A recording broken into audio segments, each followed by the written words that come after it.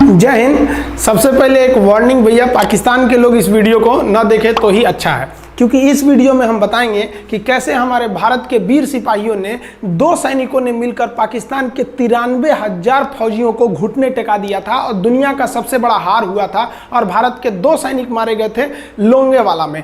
हम इस वीडियो में बताएंगे कैसे PNS गाजी को डुबा दिया गया। ये भी बताएंगे कि चाइना पाकिस्तान का इतना बड़ा दोस्त बनता है, लेकिन 1971 में क्यों नहीं बचा पाया, ना चाइना बचा पाया और ना ही अमेरिका बचा पाया। इस वीडियो में हम A to Z बातें करेंगे। अगर आप इस वीडियो को कंप्लीट देख लेते हैं तो कोई भी पाकिस्तानी की हैसियत नहीं होगी कि आपसे आंखें मिला सके, इसलिए इस वीडियो को देखते रहिएगा। यदि आप राष्ट्रवादी, अगर आप भारतीय हैं तो ही इस वीडियो को देखें। पाकिस्तानी और बाहर के चाइनीज वगैरह लोग इस वीडियो को न देखें, ये उनके लिए एक तरह का वार्निंग है, क्योंकि इसमें हम भारतीय सेना के हर उस वीर गाथा को बताएंगे जो एक हर भारतीय सुनना चाहता है। A to Z उस बातों को बताएंगे।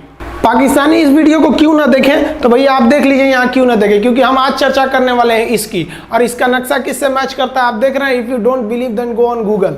भाई किससे मैच करता है तो आप तो समझ में आ गया, भाई बुरा नहीं मानिएगा आप लोग। ध्यान से समझिए, जब भारत पाकिस्तान का विभाजन हुआ तो उसी समय पाकिस्तान 2 भाग में था। एक इधर वाला जो एरिया है इसे हम लोग कहते थे पश्चिमी पाकिस्तान, जो मेन पाकिस्तान का एरिया है। और ये जो आज आप बांग्लादेश देख रहे हैं, ये बांग्लादेश नहीं था, बल्कि ये उस वक्त पूर्वी पाकिस्तान था। पूर्वी पाकिस्तान के लोग बंगाली भाषा को बोलते थे। पाकिस्तान के लोग इन लोगों को बड़ा भद्दे मजाक करके बोलते थे, कहते तुम लोग गधे हो, कुछ नहीं जानते हो, किसी काम लायक नहीं हो, यूजलेस हो लोग, तुम लोग छोटे हो, काले हो, मतलब उल्टा सीधा मजाक कर रहे थे। पश्चिमी पाकिस्तान के लोग इधर के लोगों को पसंद नहीं करते थे। हो गया नहले पे दाला 1970 में। 1970 में इस पूर्वी पाकिस्तान के शेख मुजीबुर रहमान चुनाव जीत गए और वो यहाँ के प्रधानमंत्री के पद के चुनाव जीत गए। अब यहाँ की आर्मी ने क्या किया, उनको शपथ ही नहीं दिला रहे थे। इसलिए 70 के चुनाव जीतने के बाद शेख मुजीबुर रहमान जब देखे कि ऐसा है, तो उन्होंने अपना भाषण दिया 7 मार्च को और कहा कि अब हम इस पूर्वी पाकिस्तान को एक अलग देश बनाएंगे जिसका नाम रहेगा बांग्लादेश। इस भाषण की वजह से आर्मी ने, पाकिस्तान की आर्मी ने 25 मार्च 1971 को गिरफ्तार करके अब पश्चिमी पाकिस्तान में अरेस्ट करके बंदी बनाकर रख दिया और यहाँ पर जुल्म करना चालू कर दिया। कहाँ पर भाई, तो पूर्वी बंगाल में, पूर्वी पाकिस्तान में, पूर्वी बंगाल में नहीं, पूर्वी पाकिस्तान में इन्होंने जुल्म करना चालू कर दिया। शेख मुजीबुर रहमान के गिरफ्तारी के विरोध में यहाँ मुक्ति वाहिनी नाम कर एक विद्रोही गुट तैयार हो गया था, लेकिन पाकिस्तान के, पश्चिमी पाकिस्तान के लोगों ने इस पूर्वी पाकिस्तान पे इतना भयानक जुल्म किया कि इस पूर्वी पाकिस्तान में, इस पश्चिमी पाकिस्तान के लोगों ने यहाँ पर 30 लाख लोगों को कटवा दिया। 30 लाख लोगों को कटवा दिया। 4 लाख महिलाओं का बलात्कार कर दिया। अपने देश के 4 लाख औरतों का रेप किया यहाँ पे। इतना भयानक वो दृश्य है कि अगर हम उसको YouTube पे दिखा देंगे ना, तो YouTube हमारे ऊपर क्लेम करेगा, भैया आप ये सब इतने भयानक दृश्य नहीं दिखा सकते। आप अंदाजा लगाइए इनकी क्रूरता का। ये अपने देश पर इतना भयानक जुल्म कर रहे हैं, इतना भयानक जुल्म किया इन लोगों ने कि शेख मुजीबुर रहमान की गिरफ्तारी के बाद इस जुल्म का नतीजा ये हुआ कि अप्रैल 1971 तक भारत में यहाँ से लोग भाग के आ गए कि भैया हम जिंदा रहेंगे तब तो, और यहाँ 10 लाख लोग भारत में आ गए शरण लेने कि भैया हमको बचाइए। तो इंदिरा गांधी जानती थी कि जब तक यहाँ शांति नहीं होगा तब तक ये लोग वापस नहीं जा सकते थे, और शांति का एक ही था कि यहाँ पे घुस के इनको मारा जाए ताकि ये पश्चिमी पाकिस्तान वाले लोग यहाँ पर सुधर सके। तो इंदिरा गांधी ने इसके लिए बात की जनरल फील्ड मार्शल मानेकशॉ से। उन्होंने सेना प्रमुख मानेकशॉ से कहा, सैम मानेकशॉ से, कि आप अभी युद्ध कीजिए, हम आदेश देते हैं, आप अभी युद्ध कीजिए बांग्लादेश पे, हम अपने पड़ोसियों को इस तरह मरते नहीं छोड़ेंगे, आप इस पे हमला कीजिए। उस समय ये पूर्वी पाकिस्तान था। मानेकशॉ ने कहा कि ना, हम हमला नहीं करेंगे। कही अरे क्यों? कहा कि आप महीना देख रही हैं, अप्रैल का महीना है। अप्रैल के महीने का मतलब बरसात का दिन सर पे है, और बरसात के समय पूरब का हाल क्या होता है, एकदम भयानक बाढ़ आ जाती है। और उन्होंने एग्जाम्पल भी दिया कि सिकंदर की फौज भी हाथी लेके आई थी और कीचड़ में फंस गई थी, कि अगर यहाँ हम लड़ जाते हैं तो यहाँ बरसात रहेगा, हम यहाँ उलझ जाएंगे, ये एरिया सूखा रहेगा, चाइना का ऊपर से एरिया सूखा रहेगा, ये हमला कर देंगे, हमको 3 ओर से लड़ाई लड़ना पड़ेगा। मानेकशॉ ने इंदिरा गांधी से कहा कि आप 2-3 काम कर लीजिए। कब तक के लिए कि नवंबर तक हम लोग युद्ध नहीं करेंगे, लेकिन अप्रैल से नवंबर के बीच में हम अपने सैनिकों को इस एरिया में लड़ने के लिए ट्रेनिंग दे सकते हैं। मुक्ति वाहिनी उसको हम ट्रेनिंग दे सकते हैं। और इसी में 1971 में हमारी जो थी भारत और रूस की एक समझौता पर हस्ताक्षर हो गया। अब हम लोगों ने पाकिस्तान को एक बारूद के ढेर पर बैठा दिया था। इंतजार था तो इस बात का कि उस बारूद में एक चिंगारी की और पाकिस्तान तबाह हो जाता। इत्तेफाक देखिए, उस बारूद के ढेर पर खुद चिंगारी जलाई पाकिस्तान ने। कैसे? तो समझिए कैसे। हम लोग का था कि इधर हम लोग ऑफेंसिव हो जाएंगे, मतलब इधर भयानक हमलावर हो जाएंगे, और इधर हम लोग डिफेंसिव रहेंगे, मतलब इधर कम हमला करेंगे, ताकि हम लोग का मेन मकसद पाकिस्तान से युद्ध नहीं था। हमारा मेन मकसद था हमारे अपने बांग्लादेशी भाइयों पर जो जुल्म हो रहा था, जो उनकी बहनों को रेप हो रहा था, इतना भयानक किया था वहाँ पर पाकिस्तानियों ने कि बाप के सामने बेटी का रेप करते थे और उसके बाद बाप को मार के कहते थे तू भी रेप कर। इतना मतलब मानवता पूरी खत्म कर दिया गया वहाँ पर। तो भारत ने कहा कि इधर हम डिफेंसिव रहेंगे। पाकिस्तान को ये खबर लग गई कि भारत ना इधर कमज़ोर है। अरे भैया, इधर हम कमज़ोर थोड़ी हैं, इधर कम सैनिक रखे हैं और इधर हम भयानक रखे हैं, तो इसका मतलब ये थोड़ी है कि हम कमज़ोर हो जाएंगे। भैया कहा जाता है ना कि सोनार के घर का कचड़ा भी बनिया के बादाम से महंगा बिकता है। देखिए, हम लोग ठंडी का इंतजार ही कर रहे थे कि पाकिस्तान ने गलती कर दिया। उसने 3 दिसंबर को अचानक हमला कर दिया श्रीनगर पे, पठानकोट पर, चंडीगढ़ पर, यहाँ पर आगरा हवाई अड्डे पर तबातोड़ हमला कर दिया। एयरफोर्स का इतना भयानक हमला पाकिस्तान का भारत पर हुआ कि भारत देखते रह गया। धड़ धड़ पाकिस्तान की जहाजें एंट्री मार गई सब भारत में, उसकी एयरफोर्स एंट्री कर दी। इतना भयानक हमला था, इतना भयानक कि भारत का एक भी सैनिक नहीं मरा। समझ रहे ना कितना भयानक हमला था।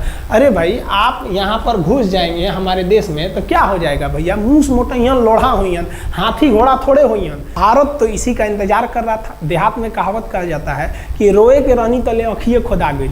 भैया हम प्लाने कर रहे थे कि हमला करने के लिए कि आप हमारे पे हमला करिए दीजिए।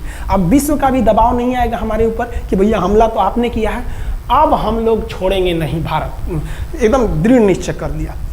इसी बीच पाकिस्तान को एक खतरनाक खबर लग गई। क्या थी खबर भाई?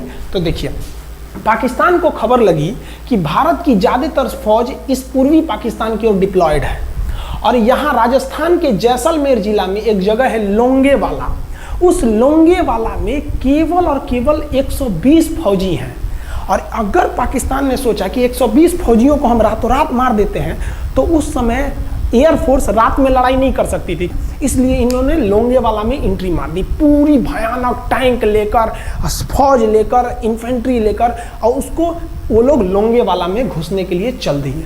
और लोंगेवाला में भारत के पास केवल 120 सिपाही थे, केवल 120, और उन पर वो हजारों की संख्या में टूट पड़े।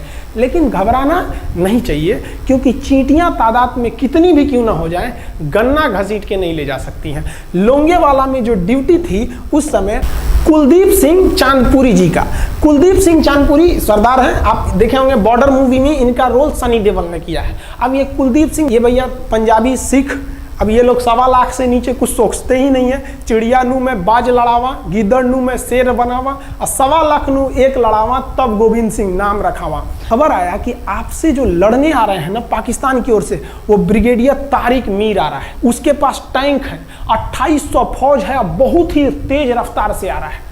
आपके पास केवल 120 जवान है कुलदीप सिंह, आप पीछे हट जाइए, आप पीछे हट जाइए, क्योंकि आपको हम ना, आप बहादुर हैं इसमें नो डाउट, लेकिन आप कैसे लड़िएगा उतनी भयानक फौज के पास से? यहाँ उन्होंने कहा खालसा सिख नहीं हट सकते, हम दिखा देंगे कि हम 120 भी उन पर क्या पड़ेंगे, भारी पड़ेंगे। इनके पास ना ही टैंक को उड़ाने के लिए कोई संसाधन थे, टैंक को मारने के लिए एक जीप पर लगा हुआ छोटा सा तोप था, और इनके पास 3 ठो माइंस लगे थे। माइंस समझते हैं आप लोग? टैंक जो होता है ना बम, उसको उड़ाने के लिए माइंस लगाए जाते हैं। तो देखिए ध्यान से, ये है माइंस, ये माइंस होते हैं। इस पर अगर टैंक चढ़ता है ना तो टैंक ब्लास्ट कर जाता है। तब इन्होंने दिमाग लगाया। इन्होंने क्या किया, जो खाली रेगिस्तान था ना उसमें ना आगे की ओर 3 ठो ओरिजिनल माइंस को लगा दिया, और जो खाना खाने वाला टिफिन होता है ना 4 खंदे वाला, इसे, उस टिफिन को इन लोगों ने रातों रात ना बिछा दिया ऐसे लाइन से। देखिए लाइन से पाकिस्तान की टैंक आई तो शुरुआत में तो भैया ओरिजिनल माइंस था, धड़ाम से लगा, पाकिस्तान की टैंक उड़ गई। पाकिस्तान का एक टैंक उड़ा, फिर दूसरा उड़ा, तीसरा उड़ा, पाकिस्तानी एकदम डर गए सब। ब्रिगेडियर तारिक मीर कहें कि भैया यहाँ तो माइंस लगा के रखा है इन लोगों ने, एक काम करो इंजीनियरों को बुलाओ, पूरा माइंस निकालो। अब ब्रिगेडियर जो हमारे मेजर कुलदीप सिंह थे ये जानते थे कि बाबू अगर हम तुमको रात भर रोक दिए ना तो सुबह हमारी एयरफोर्स आएगी, तुमको जिंदा नहीं छोड़ेगी। इसलिए इन्होंने पूरा टिफिन बिछाया था। इन पाकिस्तानियों ने 6 घंटे लगा दिए उनको निकालने में। इंजीनियर आते थे तो डर के मारे टिफिन निकालते थे, अरे बाप रे बाप, और टिफिन में तो ईंटा पत्थर भर देते थे और डर के ले जाते, अरे भागो भागो भागो माइंस है माइंस है। इसको लगाते लगाते इन लोगों ने पूरी रात बिता दी। 3 बज गया। 3 बजे इनको पूरा सन्नाटा दिखा कि भैया ये तो टिफिन है, ये रेगिस्तान में ये तो टिफिन है।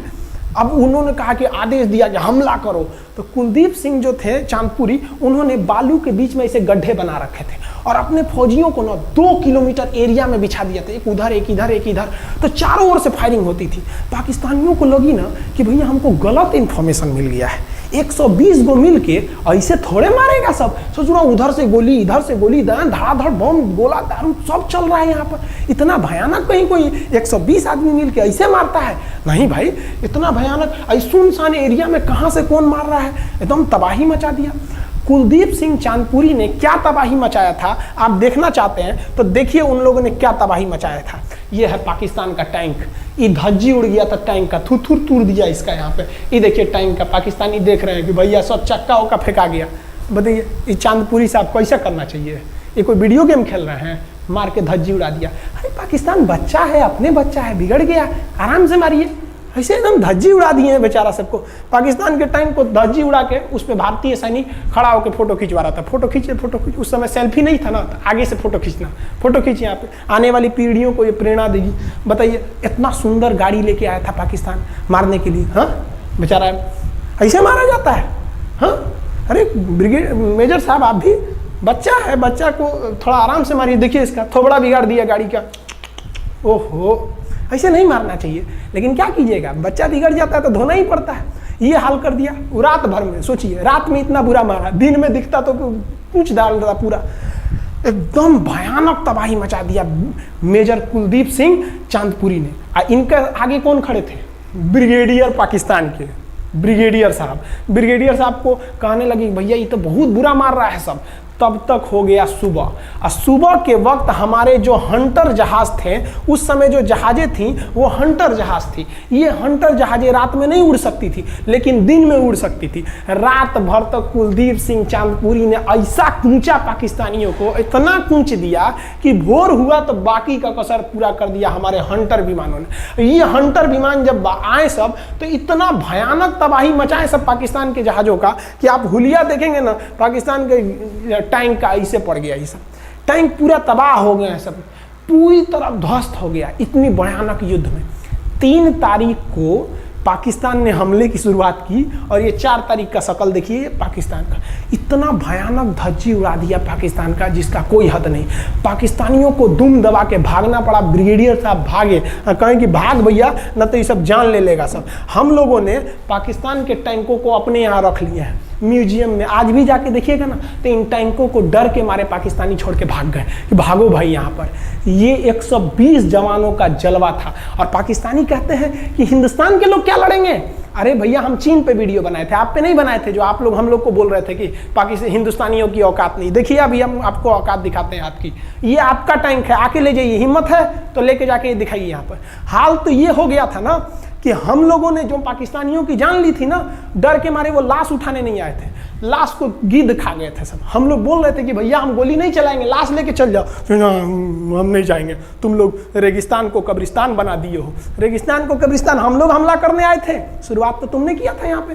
तो ये गिद्ध खाए थे सब, सफाई उफाई का काम ये किए थे सब। अब पाकिस्तान हम लोग को धमकी देता है। आज भी वो नहीं सुधरे हैं। आज भी हमने जो चाइना पे वीडियो बनाया था उस पर वो हमको धमकी देता है कि भारत की आर्मी कुछ नहीं कर सकती। अरे भैया आप सोचिएगा भी मत, अभी के समय में तो मत सोचिएगा। जानते हैं क्यों? देख लीजिए इधर अभी कौन बैठा है भारत में, समझ में आ रहा है? आप लोग तो पहले पाकिस्तान वाले लोग इस बात पर रिसर्च कीजिए कि इनमें ज़्यादा खतरनाक कौन है आपके लिए। हमको तो यही ज़्यादा खतरनाक लगते हैं भाई। समझ में आया आप लोग को? तो अभी देखिए ध्यान से, यहाँ पर पाकिस्तान ने जो हार हुई थी लोंगेवाला में, ये हार में पाकिस्तान की तो कमर टूटी और पाकिस्तान का पूरा मनोबल टूट गया कि ससुरा 120 गो मिल के ऐसे कैसे धो दिया सब। बताइए इतना भयानक धोया जाता है। तो ये शुरुआत तो इन्होंने किया 3 तारीख को, 4 तारीख को हमने धो दिया। अब बचा नेवी कही कि भैया आर्मी को मौका दिए, एयरफोर्स को मौका दिए, रात में आर्मी धोई, सुबह में एयरफोर्स धोई, हम नहीं धोएंगे क्या? हम भी धोएंगे। नेवी कब पहुंची? 5 दिसंबर 1971 को कराची पहुंच गई और कराची में जब पहुंची ना तो कराची को तबाह कर दिया। इतना भयानक बम्बार्डमेंट किया कराची पर कि कई दिन तक कराची बंदरगाह पर आग लगा था और कराची बंदरगाह को तो उन्होंने ऐसा धज्जी उड़ाया जिसे लग रहा था सिंधु सभ्यता बना दिया उनको। तो पाकिस्तान की, पश्चिमी पाकिस्तान का कमर टूट गया। पाकिस्तान वालों ने कहा कि ससुरा सब बोल रहा था सब कि हम इधर डिफेंसिव है, यानी ज़्यादा हमला नहीं करेंगे, ज़्यादा हमला इधर करेंगे। ससुरा इधर कैसे मार रहा होगा सब, अभी इधर भी बताते हैं कैसे मारा सब। ये कराची पहुंच गया। आप देखेंगे क्या हाल किया था सब कराची पे। कराची में जब मारा गया था ना इन पाकिस्तानियों को, तो ये पाकिस्तानी भाग गए थे सब ग्वादर में। ये ग्वादर भाग गए। अभी इनसे ग्वादर भी जाने वाला है, पूरा राज्य चला जाएगा इनसे, बलूचिस्तान। छुप के गए थे लोग ग्वादर बंदरगाह पे। अगर हम झूठ बोल रहे हो तो आप खुद पता कीजिएगा अपने यहाँ के इतिहास में भाई, हिंदुस्तान ये ग्वादर बंदरगाह पे छुप गए थे सब। आप देखिए कराची का क्या हाल हुआ था उस समय, हमारे एयर नेवी ने क्या हाल किया था। पाकिस्तान का जितना जहाज बस मिल जाए कि भैया ये जहाज किसका है, तो भैया जब पता चले कि भैया ये जहाज पाकिस्तान का है, ये हाल हो जा रहा था जहाज का। यहाँ देख लीजिए इनका पूरा ध्वस्त का। भैया ऐसे मारा जाता है?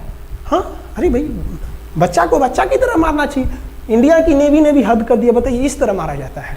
हाँ, यहाँ देख लीजिए पूरा का पूरा धज्जी उड़ा दिया इन लोगों को। अरे भाई बच्चा है, बिगड़ गया है तो थोड़ा सा आराम से ना मारिएगा कि देख रहे हैं इस तरह से मारा पूरा पाकिस्तान के। कराची बंदरगाह उड़ गया। तो पाकिस्तान का तो इधर से तो पूरा का पूरा धज्जी उड़ा दिया। अभी शुरुआत हुई युद्ध के केवल 2 दिन हुए हैं। आप दिल थाम के रखिए, अभी युद्ध लंबा चलने वाला है। 3 दिसंबर को स्टार्ट किए, 4 दिसंबर को हम लोग लोंगेवाला धो दिए, अब 5 दिसंबर को कराची। अब पाकिस्तान ने ना भारतीयों को तबाह करने के लिए, भारत का सबसे खतरनाक जहाज था INS विक्रांत।